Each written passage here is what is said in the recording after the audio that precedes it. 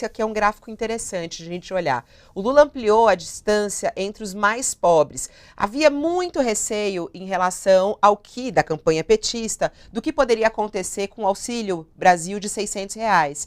E o que a gente pode dizer, segundo a pesquisa da Datafolha aqui, é que isso não trouxe votos ao Bolsonaro. Não é isso, Lavareda?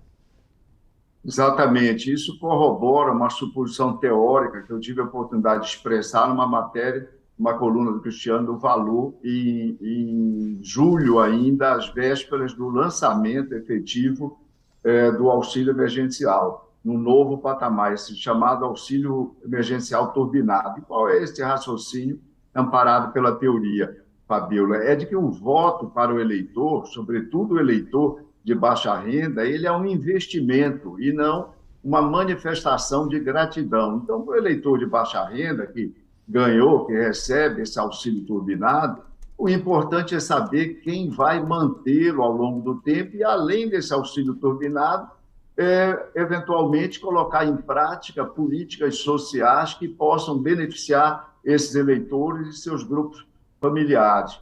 E aí, Fabíola, eu dizia à época o seguinte: olha, qual é a possibilidade de que um eleitor acredite que o Lula eventualmente suspenderá esse Auxílio Brasil turbinado?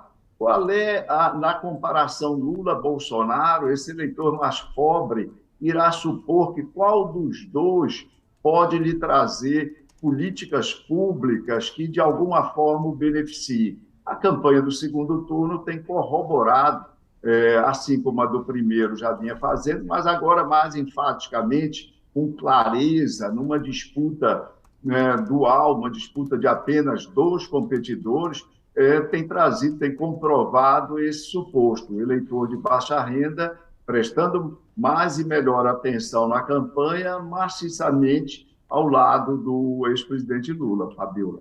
Agora, Lavareda, esse dado que você menciona é muito interessante, né? Porque há uma visão equivocada de que o eleitor pobre não sabe votar, né?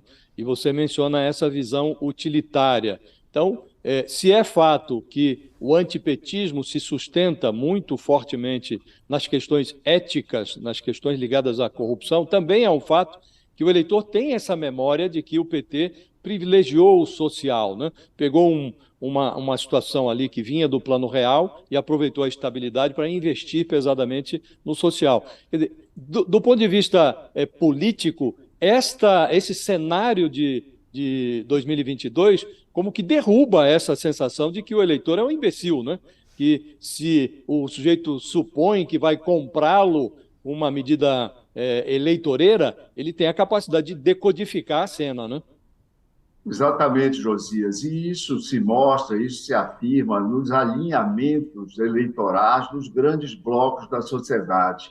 Quando é que o PT se enraiza de fato nesse eleitorado de baixa renda, baixa escolaridade? Foi em 2002, quando chegou ao poder? Não.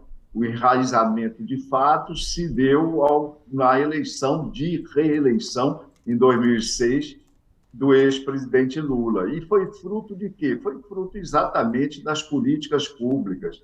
Não só, então, o Bolsa Família, consolidando programas herdados ainda numa menor dimensão dos governos Fernando Henrique Cardoso, como outras políticas, a exemplo do aumento acima da inflação, o aumento contínuo acima da inflação, do salário mínimo, políticas de expansão de microcrédito e outras, além, por exemplo, onde muito importante a expansão do ensino universitário, que alcançou as camadas de menor renda da sociedade brasileira. Então, em 2006, você tem um alinhamento que no Brasil, Josias, o André Singer já estudou isso, parece bastante com o alinhamento do New Deal nos Estados Unidos, ali pela eleição de 1932, mas, sobretudo, com a reeleição do Roosevelt em 1936. Então, isso consolida esse bloco, né, maciço de apoio ao ex-presidente Lula. Isso se dá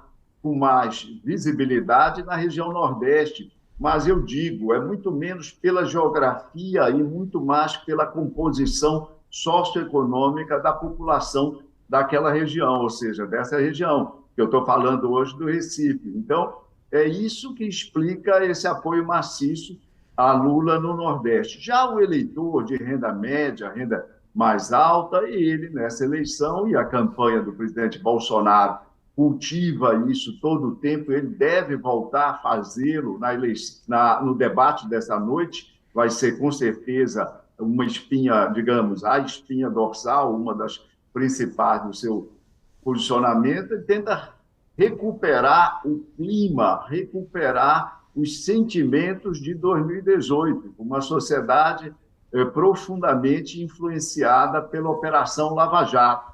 Então, trazendo os sentimentos de repulsa, corrupção, etc. e tal, até porque, naquele momento, havia uma coincidência, dois fatores importantes se superpunham, que era, primeiro, uma crise econômica grave, e, segundo fator, a Operação Lava Jato e todos os fatos descritos a partir dela, estabelecendo para o eleitor, sobretudo o eleitor de camada média e alta, uma relação de causalidade, embora equivocada, que obviamente não foi a corrupção que explicava a crise econômica, mas o fato de que os dois fatores se apresentavam simultaneamente tornava para o cérebro das pessoas, a neurociência nos ajuda a entender isso, irrecusável, né, a tentação de explicar o segundo fator, crise econômica, através do primeiro, a corrupção e os desvios revelados pela Lava Jato, Josias.